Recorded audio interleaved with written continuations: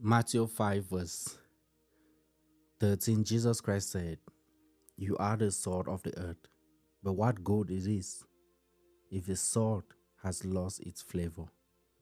Can you make it salty again? It will be thrown away, out and trampled upon, underfoot, as worthless."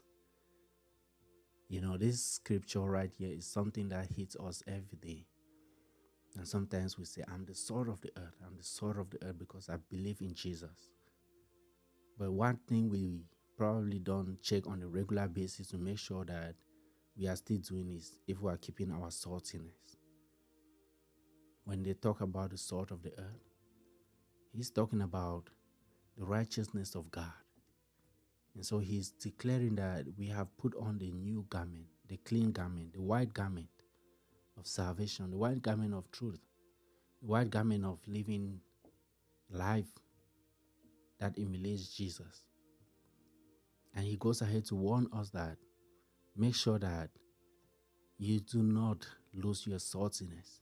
Make sure that you do not let stains of sin, ungratefulness, unforgiveness, anger, indiscipline, procrastination, impatience, and all the evil things of this life to stand that white coat. We are the salt of the earth, and if we lose that saltiness, sometimes it's very difficult to get it back. See, there's forgiveness, we know that, but I feel that Jesus Christ making this statement was talking about a place where you commit so much sin, you go so far away that he can no longer welcome you back. And what he does is he'll be trampled underfoot. My dear friends, I pray that our saltiness will always test. I pray that our relevance in the house of God will always stand still, will always be up. I pray that at every moment of our lives, we will have that ability, that remembrance to test our saltiness, to make sure that we are still the salt that Jesus talked about. It's very easy for us to lose that saltiness and keep on moving and feel like we are still the salt of the earth.